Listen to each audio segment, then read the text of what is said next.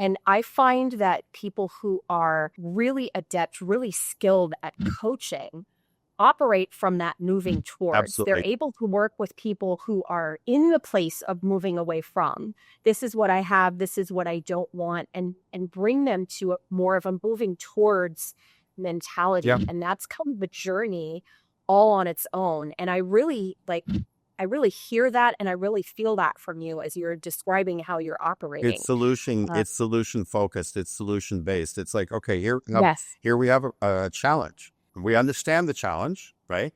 Then we look at solutions, and I'll offer a bunch of different pieces of advice. And I always say to the client, it's your name on the sign. Yes. But I'm offering solutions. And at the end of the day, I don't care, because if I spark something, if I come up with an idea and then it doesn't initially click, but it inspires them to get to the idea, then I've done my job. Because at the end of the day, I don't care if I've got the one that had the final I just want it to be right for the client.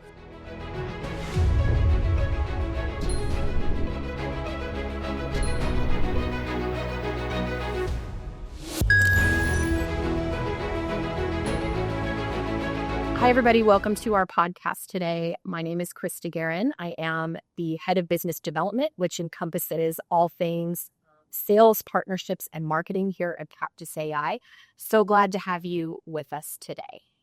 And I'm very, very excited about today's conversation because it's going to touch on a few things that I've been following along with on my own, even in my personal life when it comes to coaching and mentoring. And very excited about our guest today, Gary Mitchell. So Gary is the visionary founder of On Trac Coaching, and he's currently using his business expertise and leveraging his vast expertise across business development, HR, leadership, marketing, management operations, and strategic planning to help law firms really grow, scale, and sustain success.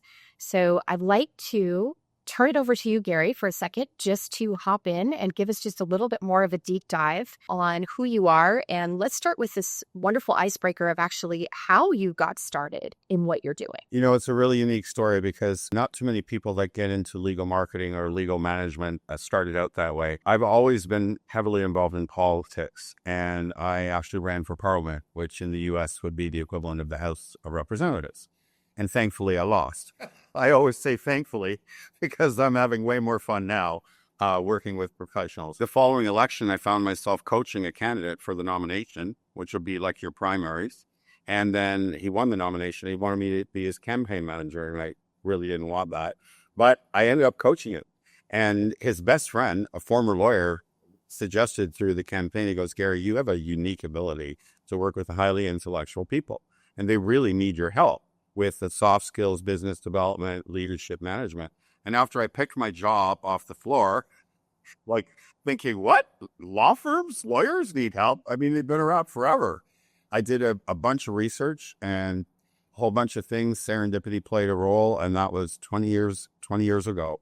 In fact, I just went out recently with a few people from the campaign and the candidate to celebrate. They've all gone on to create very successful law practice careers. And so, yeah, very unique way of getting into this. Awesome. Thanks for that. Let's go a little bit deeper on your own journey. So I want to focus on your own mindset journey. So you and I had a conversation, actually a great conversation about a couple of things, gratitude being one, and law of attraction, which I think is just that amazing universal law. If and when you ever get to understand it, can just be a very powerful force moving in your existence, whether it's personal or business. And so I've really been following along with law of attraction myself and watching just amazing things come from it. So would you talk to us a little bit about how that's shaped the way that you are attracting and working with your ideal clients today? Absolutely. I've always believed in gratitude. And over the last couple of years, I'm practicing it more. I'm meditating twice a day. And it seems to me every time I get and find a meditation, there's gratitude involved in the meditation. So it's aligning up with everything. And then the law of attraction, it always starts, there's many books written about the law of attraction. I'm listening to a number of them. There's some famous books. being present more. The thing about the gratitude is it makes you more present and aware of the smaller things, which actually at the end of the day are the things that are most important to us, right? Yeah. And I just, with all the chaos going on in the world, and we don't need to go into it, everybody can have a different definition of what chaos means. Yes. Oh, I just yes, for felt sure. myself early February, I felt myself getting sucked into it. And I was like, oh, but the barrier's up. And I asked myself a simple question. If the world is blowing up in 6 months, how do I want to live my last days? Consumed with anxiety and stress, or squeezing every ounce of joy and happiness from every day? Clearly, I chose the last. And I've been on an interesting journey. I've done many things in my life as an entrepreneur, and as I mentioned, politically. And I'm just so grateful to be in this place where I can take what I've learned through some rough times and some great times and pay it forward. And so now I'm introducing it to my clients because I'm working strictly with law firm owners. And they have so much stress on their hands. They basically have 2 full-time jobs, their own practice and running the firm. So whatever I can do for self-care, law of attraction, affirmations, mindset, because one thing I do know, mindset, and I don't believe it's ever been proven scientifically. I'm not a scientist, but from my own experience and that working with others, attitude and mindset accounts for 99%. I could not agree with you more. I want to go back to just what you were talking about with meditation. I think that word, I think, can be scary for people when It they're was for starting to think me, I'll be about, honest. Like, and me as well, because I'm like, well, what is this? What if I can't do it? What if I'm not good enough? What if I can't quiet my mind? Sometimes I think the what ifs become the central thing that are popping up as you're laying there trying to kind of just slow everything down. You're right about the gratitude too, because I found that what worked for me, and I'd love to know what worked for you, was just starting with focus on the breath and just being grateful for just that single breath, that in and out motion that was taking place, and found that when I started there, I was able to then start to think about all the other things that I was really and truly grateful for. well, there's 2 points in that. First of all, breathing is very underrated. Exceptionally underrated. We just think of if we're exercising, whatever, but calm breathing Yeah. and meditating, it stills the mind. And it's interesting. I was out for coffee with a former coach of mine. Okay. He coached me when I was running for Parliament, and we've always stayed in touch throughout these years. He's more senior than me, and he's on a big project right now. And I was sharing how this book process and all the chaos in the world, I'm now meditating twice a day. And 3 years ago, if somebody asked me, do you meditate? I would look at them like, what? And so I started out, I found the one which connected me with what I was looking for. And I followed guided meditations, and I just let it go. And it always starts out with that breathing, calming the mind. And for any of those who are very like high achievers, type A's, I was always looking for, people would ask me, how do you relax? I go to the gym, I work out. They'd laugh. That's not exactly relaxing. It's unleashing some of the stress physically, but the meditation is relaxing the mind. And once you relax the mind with the breathing, then you can focus on calling things into your life. But I have a regimen every morning. I start out with gratitude. And then throughout the day, I want to stop and just find, wow, a little thing. I noticed the difference there.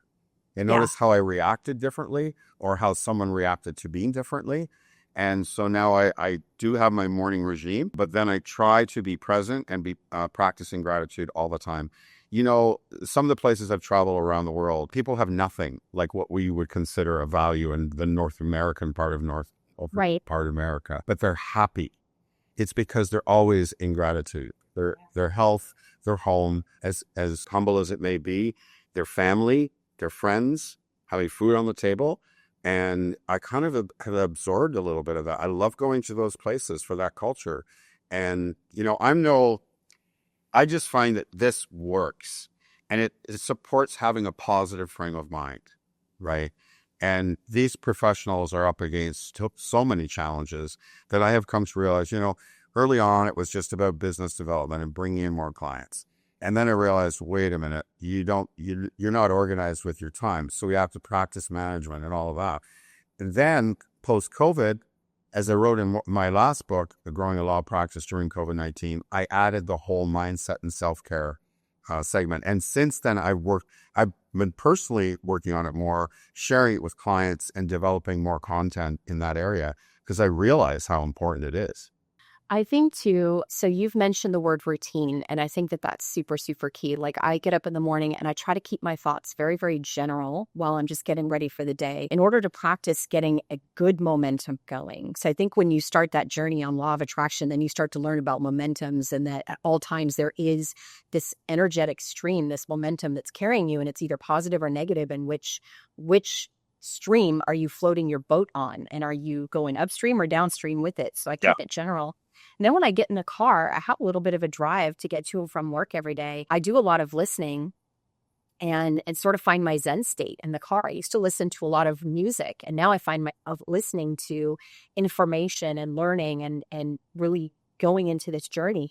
But it has made a huge difference for me in how my day starts out. And then I started noticing that because I was feeling better, suddenly everywhere I'm going, I'm finding people smiling at me, stopping to let me in for traffic. Yes.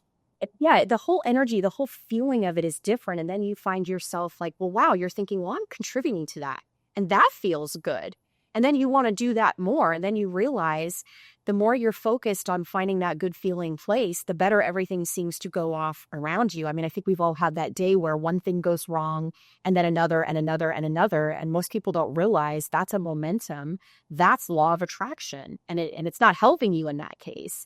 But I find this to be so fascinating. So when you're going in and you're talking with a firm, how do you, and I want to talk a little bit about how AI is coming into what you're doing in your business too, but how do you even get that conversation started with the people that you're working with? Well, because sometimes that can feel like a big leap. First of all, I have to really understand the client. It's not a conversation that usually happens early on in the mandate.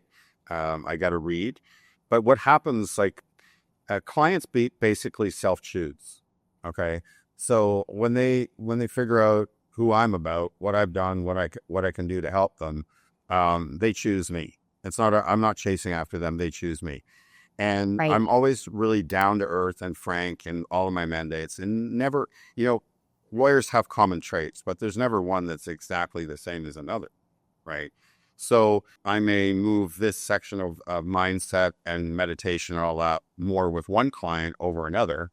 But that's the nature of coaching. I never follow a one size fits all in anything I do. I think that's really important too, because you're talking about honoring the individual. Like there's certain things that coaches are all looking to accomplish, which I think is helping their clients identify their blind spots, helping them set goals, helping them pace towards those goals, keeping them accountable, keeping them on track. But then you're right, we're all individuals inside of that, and everybody works and operates a different way. And I think it's really important that when you work with someone, and I've always had coaches in my life for various things, I'm a huge fan of mentorship and coaching, that you do feel like you are in alignment energetically with the person that you're working with. It should be a good feeling. And you're also in a better spot. Like going back to what you said, one thing goes wrong, the next thing goes wrong, and the next thing goes wrong.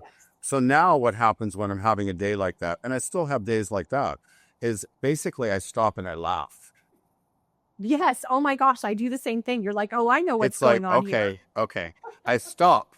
I just stop. Yeah. And relax and breathe. Yeah. Change focus. Yeah. I work from home.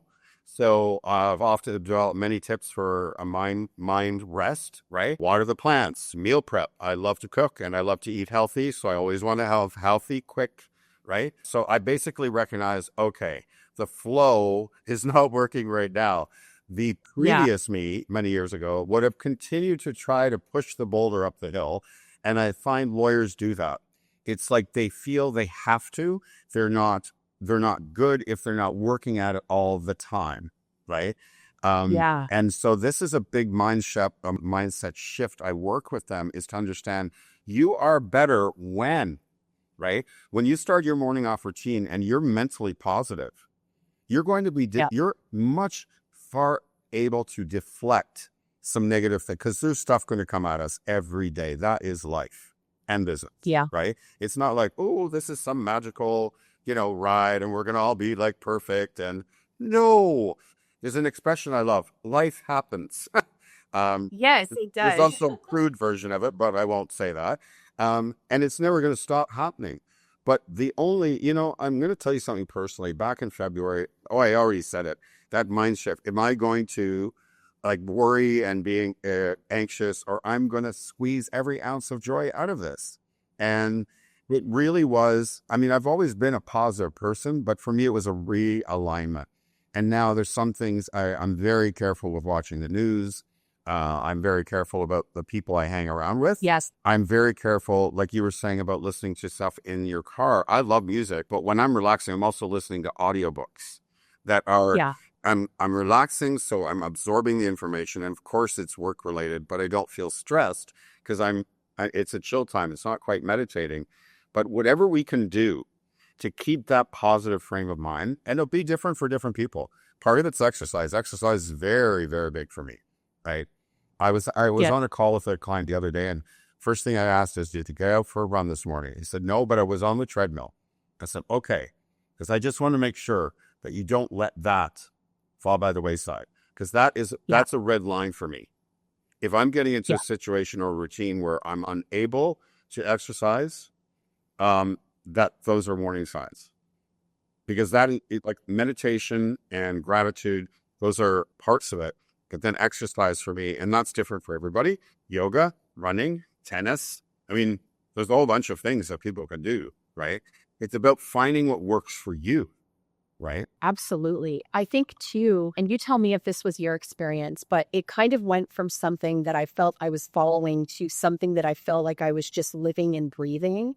And so when I figured out what that alignment felt like, that was the thing that I was most looking for in every moment. And I found that if I was holding that as my point of focus, that it seemed like time would expand in a way or slow down in a way that I could fit everything in without feeling overwhelmed, overworked, stressed out, and that everything just seemed to fall down exactly It's as your it should core. be. And it felt like inspiration versus what we're taught, which is you've got to work hard. You've got to be motivated. You may not want to do this, but you just got to suck it up and do You it know what? anyway. What you're talking about is you clearly identified your core, what your purpose, your passion, and when people do that, then work doesn't seem like work, for one thing, Exactly. right? And It's we're inspired. not pushing boulders uphill. Sure, we work hard, but we're working Sure. smarter, and Yes, working hard doesn't necessarily mean more hours, right? that's It very means true. That's focused, very true. putting our Yeah. 100% into it, but it doesn't necessarily mean adding hours. And this is another thing that 20 years in as a coach, it's been a ride, I must say. I always joke, I probably chose the toughest audience as far as a target market in lawyers because of their analytical and critical thinking, which makes them excellent lawyers, right? Yes. Um, Well, yes, they have to be but, for the but framework in I which they have to say, operate, but I Krista, can relate. they've kept me on my toes, which I'm never afraid of, right? I'm never afraid of, but all these things have helped me to really refine my practice, my focus, who I work with, and it's really opened up a whole bunch of new avenues and opportunities. And it's a part of it. Yeah, no, I think I can relate to every single thing you're saying because we have a mutual client base. And yes, they do have to be more analytical and in some cases skeptical. I use the word skeptical, not cynical, but skeptical in order to protect their client, protect what's going on, protect the firm. It seems like, though, you mentioned lots of changes in the last 20 years. And I think one of those that's coming on the scene, and I know this was a big part of our initial conversation, was that intersection of legal and tech, of AI starting to kind of creep its way into everything that's going on. And of course, we spend all day, every day involved in that conversation over here at Cactus AI because we're building an AI operating system for lawyers, not to replace the people in the firm, but to help them become more organized. You mentioned time management. It's a big part of the motivation Absolutely. for inspiration for what we're doing is to try to figure out how to help people work smarter, return to the highest and best use of their time. But we also see that same kind of hesitation with, change or adopting new ways of looking at things or doing things. And so part of what we're now journeying into is and I imagine this is exactly what you're doing, is helping them understand that sometimes, change can be a good thing. And even if you're not exactly sure, you got to investigate things from time to time. You got to be open to the possibility and to try to find the best way. 2 points I want to make on Yeah. that. First of all, human beings don't like change. And lawyers take it to a new level. Right. They really don't like change. Because they're risk averse, severely risk averse. They have to be. So again, that serves them well in practicing law. Sure. What I do, and first of all, AI is really, it's no different than emails or even the fax machine. Anytime something new was introduced, a new technology, even the smartphone, anytime anything new technology-wise was introduced to the legal industry, you had your early adopters, and then you had your followers. And the followers were way behind the early adopters. Okay. So instead of fearing AI, I encourage clients to understand more that it is to help you, not replace you. And as a business coach, I'm a systems guy. I'm looking for systems for everything. Even when I'm cooking at home, Krista, it's unbelievable. Yep. My brain, it just goes, how do I make this more efficient? I'm catching myself cooking something new, and I'm like, okay, relax, man. Like, you're so, but AI is opening the doors. I mean, it's amazing what it's doing worldwide across industries. But in the legal industry, it is cutting down time. It's offering lawyers the opportunity to give better service to their clients faster at better rates if properly used. Now, I am not an expert. I told you that on our call, our pre-call. I'm not an expert. I won't profess to be. But AI is just another in a long line of technologies that we can use to help us. All of us. Yeah, I know I'm using it every single day on a daily basis. And I'll admit, I'm out on LinkedIn and I'm watching the groups and what everybody's doing. And there's been a couple times there's been these LinkedIn posts about, hey, ask your AI this question about yourself. And I've done those things and laughed at some of the results and things that come back. And its interpretation of who it thinks I am, right down to, does it think I'm a man or a woman? That was hilarious. It did guess correctly, but when we talked the first time about, how the lawyer mind works, because you were just tapping into that, and then you started talking to me about right brain versus left brain. Can you expand on, I want to have everybody hear from you about that, because I found that to be really fascinating and how AI was coming into play in that area. Okay. Can you touch for us? So primarily, well, without a doubt, the vast majority of lawyers are left brain focused. That's the analytical, critical thinking. Again, what makes people hire them? That's what, risk averse. The right brain is more the creative type, the innovative, communicative. So you'll have designers, you'll have marketing people, you'll have HR people, a whole bunch of professions that are more right brain focused, right? Yeah. And so on the one hand, it's like when a law firm owner they have two jobs and they have two sides to the brain. So my focus is individually working with them to determine which of the two jobs is their priority, because it's not always the same. I have clients who love lawyering. They love being in the courtroom, fighting, advocating for their clients. They love it. They'll never give it up. So we need to build the management side around them. Then I have clients on the opposite side of that who could leave the legal work tomorrow and just concentrate on the running and growing the firm, right? So I have to work with the models that are primary. So we figure out first with that. But then I have to teach them, and they can be taught because they're very smart, and help them practice right brain functions. Now, not all of them can do it, which means that takes us another down the road of building a management team. So build from strength.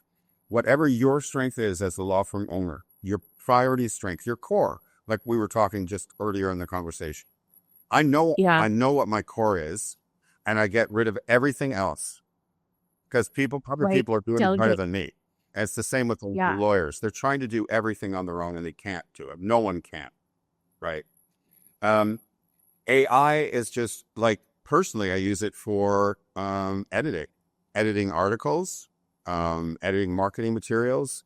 I know that it's already begun to be very effective in workflows in law firms, right? Yes. So the sky's the limit, but I don't think we'll ever change.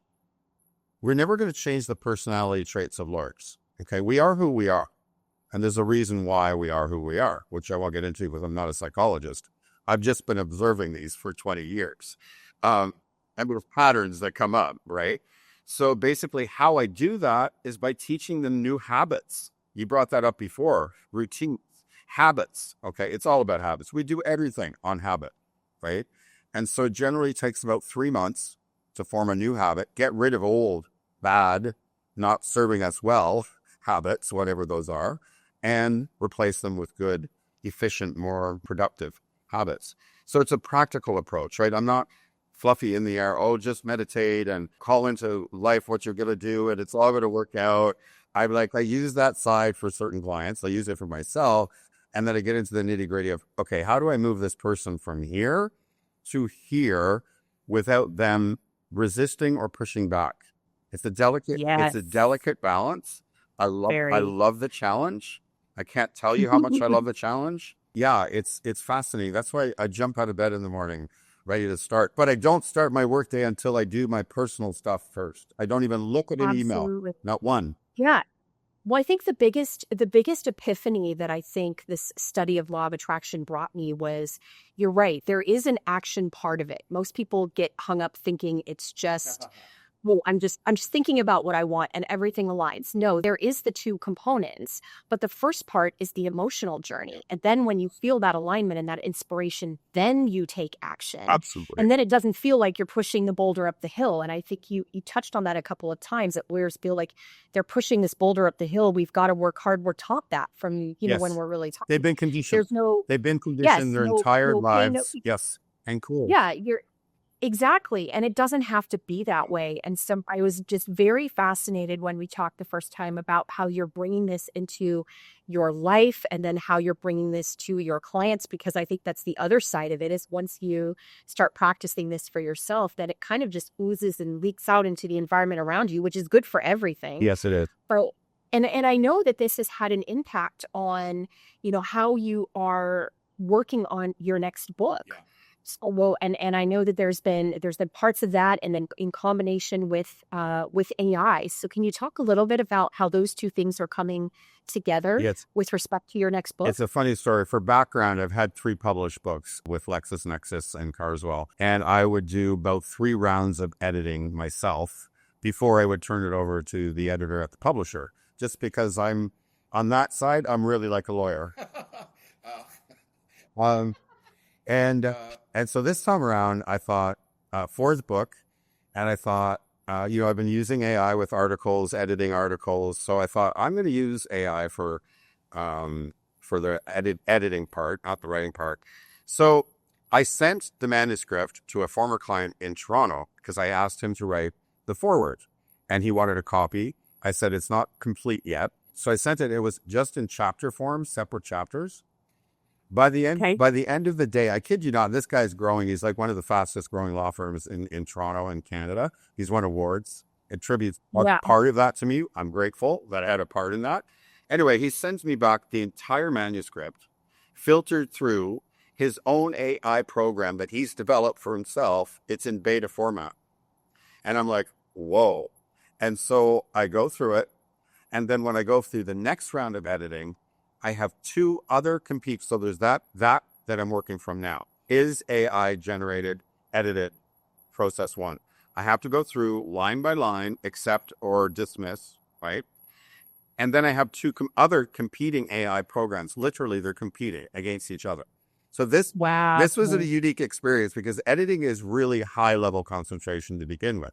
But now you're going through it. It is faster using AI for sure, but now you're getting 2 amazing choices for a sentence structure. Yes. For times it was challenging until I got the rhythm of it. And then I'm laughing going, oh my God, I've got AI programs competing for the best possible sentence. And at the end of the day, it was like, wow, did it speed up the editing process? So, Yeah. yeah, I mean, it's been, and again, I'm no expert. This is just my, small amount of experience using AI, but I'm very, like the people I know around me that are using it, we're all like, wow. And it changes by the minute, right?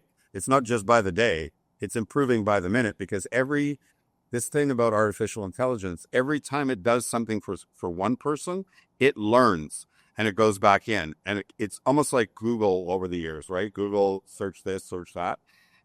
Yeah. It's kind of like me as a coach. With every new client, I learn. I add Yeah. something to the process, right? It's fascinating. It's interesting to me too, because I think what I'm seeing and what we're experiencing is the lawyers are kind of falling into two camps. Your early adopters, your early majority are like, yeah, this thing called AI, it's great. You're going to go get the robot out of the car and you're going to plug it in and it's going to solve all your problems. And we're like, well, kind of, but it's not really that. And then the other side is like, you know what? I saw Terminator and I'm just not real excited about the idea that something might become smarter than where we are. And what does that mean for us? And they're kind of in another camp like, no, I don't think so. And so we're over here trying to help our clients, our law firm clients, take that journey of understanding that it's here to help, not harm. And then how to actually adopt it into the workflow. The resistance that we see is I think people are like, well, I kind of get it, but I don't know how to bring it in. So when you are talking to firms, when and if an AI solution is appropriate for what you're helping with, how do you help them through something like that, through that resistance or hesitation or, not knowing if they haven't had a positive experience like the one that you're describing? Well, first of all, in my experience, the bottom line is it's interesting how you broke that down because I also spoke about the early adopters and the followers with all technology. The early adopters will always be early adopters. Anything business, anything workflow, anything the practice of law, they will always be. They always have been, they will always be. They're the first people we need to work with, right? The followers may never catch up. They may never, and I mean that because over the course of 20 years, it's why my clients self-select, right? The followers don't come and work with a business coach, whether it be me or anyone else. They think they've got it, and maybe they do, but they don't know what they don't know. They don't know that more is possible with a different mindset and then application. They don't know that they can actually work less and make more and have a higher quality of life. So when a new technology like AI comes around, it's that skepticism and fear that creeps in that is really inherent and hard, really hard for them to overcome. And I wouldn't even profess to say, with all my experience, I can take one of those people and move them into the early adopter camp. I would never say that. Even myself, I don't know that I would be classified as an early adopter or even early majority, but I think I have a degree in computer science. And so I always like to say, whenever new software or anything was released, let it go through one revision, let them work out the bugs. Yeah. But I'm also not in the late majority or the laggard either. I think I kind of fall right at that tipping point of I want one revision. I'm right in the middle and I can be moved. I can be convinced. And I also don't get stuck in, analysis paralysis, which I also see some attorneys kind of fall into.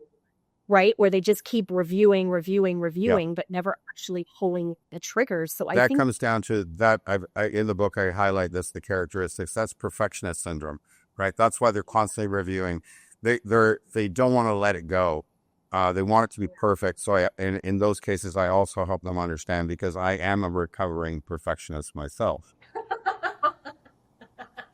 So is it like a 12-step program in your book? I'm not aware of them, but it's been a self progression. Like, for instance, with the book, after 2 editing, I went, okay, I have to put this down. There will always be stuff. And the editor reassured me, we'll put stuff up on the website. We'll do updates because there's stuff changing every day with the coaching practice. But I know firsthand, that's why I can laugh. I'm not criticizing them. They are perfectionists. And the letting go of stuff is really hard. It comes to play in a lot of things, not just the technology, but hiring people and delegating, building a team, letting go of some of that control, which is essential. It's essential to growing any business, and a law firm is not exempt. So It really all goes back to those character traits. Now, you just brought up a really important point. Those people in the middle, they can be moved.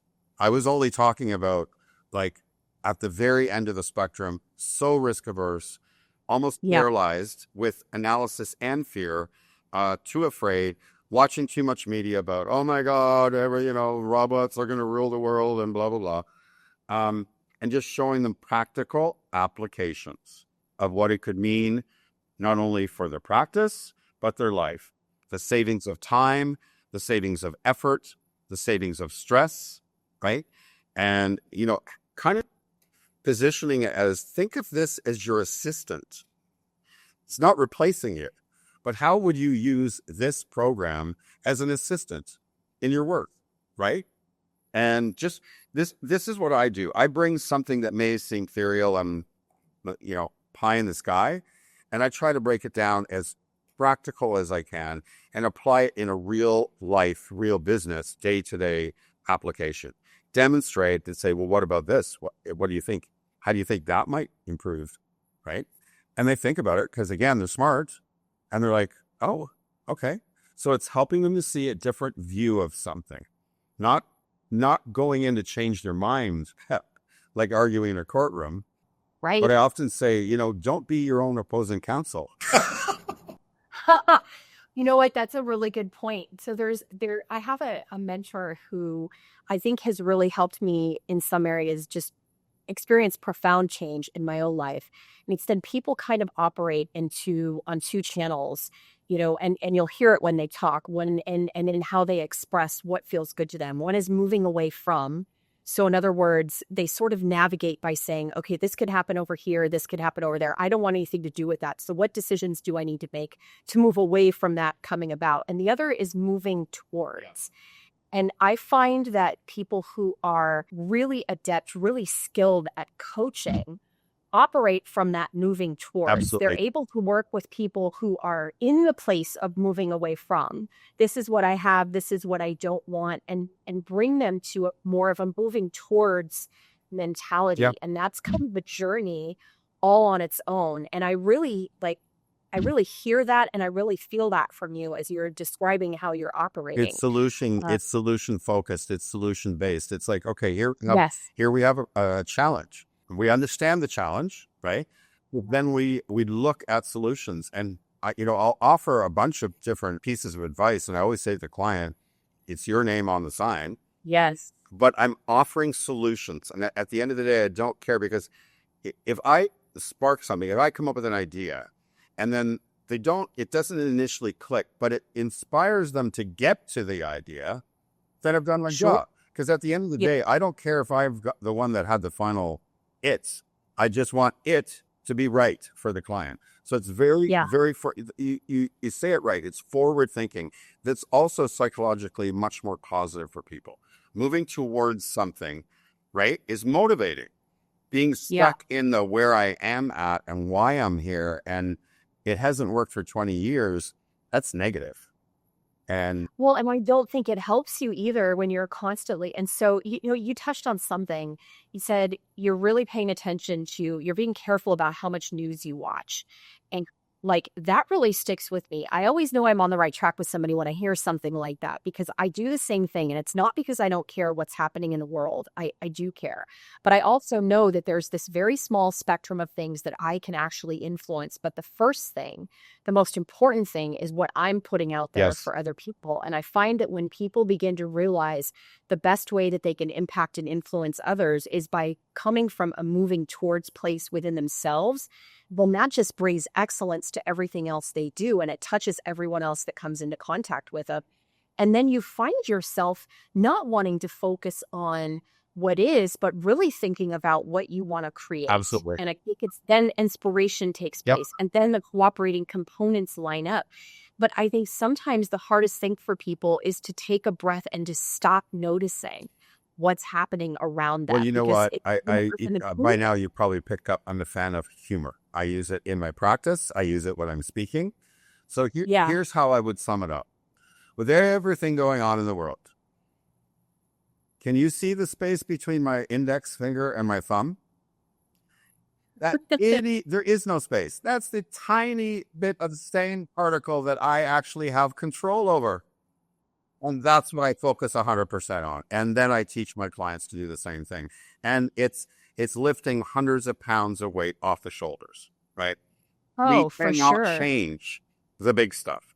What we can Yeah. change is first our attitude and how we portray ourselves and the energy we give around us and how we treat other people and how we manage ourselves and others. That we have control over, right? And Yeah. when you have that throughout your day, when that stuff comes at you, and lawyers have stuff coming at them all day long, right? Yes. You're building almost like a superpower of deflective shield, because you're like, wait a minute, okay, this person is distraught. They are stressed out. I get it. I don't need to be stressed out to handle the situation. I'm calm. Right. I'm good.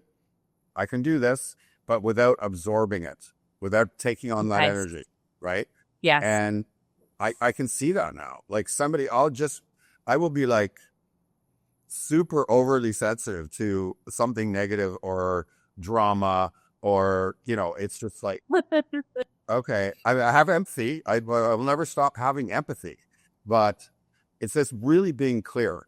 I don't know where we are in the Brock in this recording, but I do want to focus it all in on my mission, Krista. Okay. Yeah. With all of the stuff that we have discussed, it's really come down to 3 words. Okay.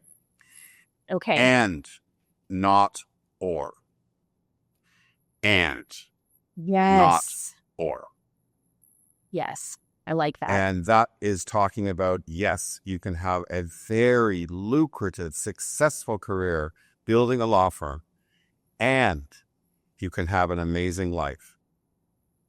I love that. I love that. Don't believe me? Let's chat. I have never had an issue arguing with a lawyer in my entire life. So for anybody who's joined us and who's listening and wants to, reach out, 2 things. 1, how would you suggest that they get started if they really want to understand a little bit more about even something as simple as starting with gratitude and then moving into law of attraction? And then 2, fill us in on what's the best way for people to actually reach out to you and get in touch with you if what they're hearing is resonating and they're thinking, I've got to talk to Gary about my firm. Okay. I'd really love So gratitude, tons of things. You can Google practicing gratitude. Okay. Law of attraction. There's so much written on that. There is. There are apps for guided meditation. The app that I use is called Insight Timer.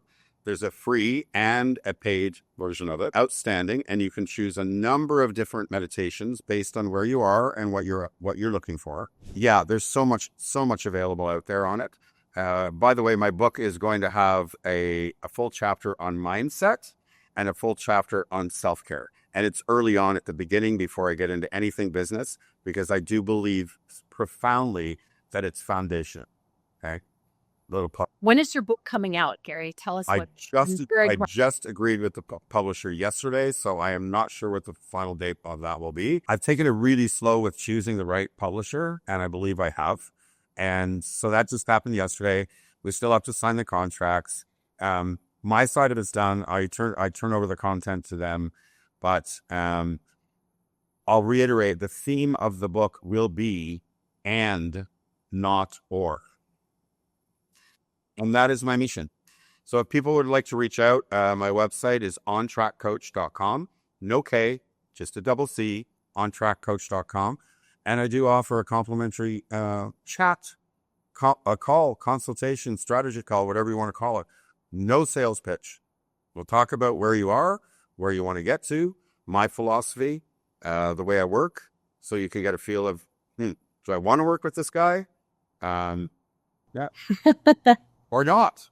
Yep, that's that alignment. Well, thanks, Gary, so much for joining us today. It was such a pleasure to have you here. As always, talking to you is so much fun. I love that you inject humor into every conversation that we have. And if you're joining us and what we're talking about today resonates with you, do not hesitate to get started on this journey. I promise it will grow you in ways you have never intended, and it will bring you nothing but positive benefits for your business. And make sure that you jump out to On Trac Coaching and sign up to have a conversation with Gary. It will be one of the highlights of your year, I can promise. Thank you, Krista. Thanks again for joining us. Thank you, Gary, for being our guest My today. pleasure. Thank you.